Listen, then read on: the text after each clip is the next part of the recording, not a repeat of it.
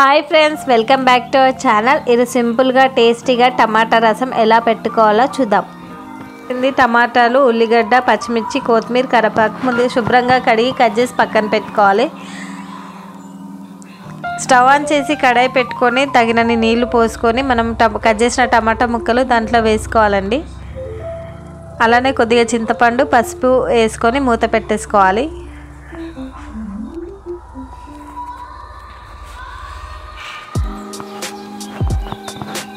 ఒక 10 నిమిషాలు అయినాక మూత తీసి చూస్తే టమాటా అనేది చాలా మంచి మగ్గిందండి. ఇప్పుడు ఒక గిన్నెలోకి అయితే వేసేసుకోవాలి.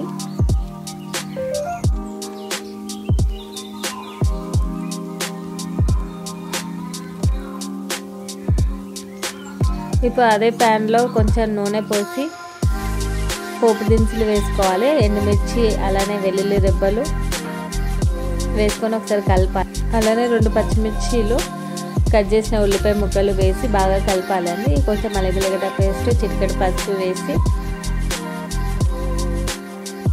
మనం దాకా ఉడకబెట్టిన టమాటాలు రసం తీసేసి పిండి మంచి టమాటాల గుజ్జంతా చేతిని ఇట్లా నలిపేసుకొని ఆ వాటర్ని ఆ పోపులో వేసేసుకోవాలండి.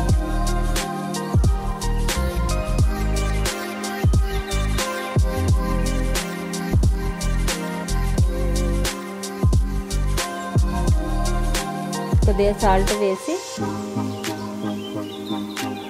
అలానే కొత్తిమీర, కరివేపాకు వేసుకొని ఒక 10 నిమిషాలు మగ్గనివ్వాలండి. ఆ మసాలాలోపు మనము మిరియాలు వేసి దంచి దాంట్లో వేసేసుకోవాలి. ఇది మిరియాలు వేయడం వల్ల టేస్ట్ చాలా బాగుంటుంది. అదే కోల్డ్ కాఫ్ ఉన్నలా కూడా త్వరగా తగ్గుతుంది.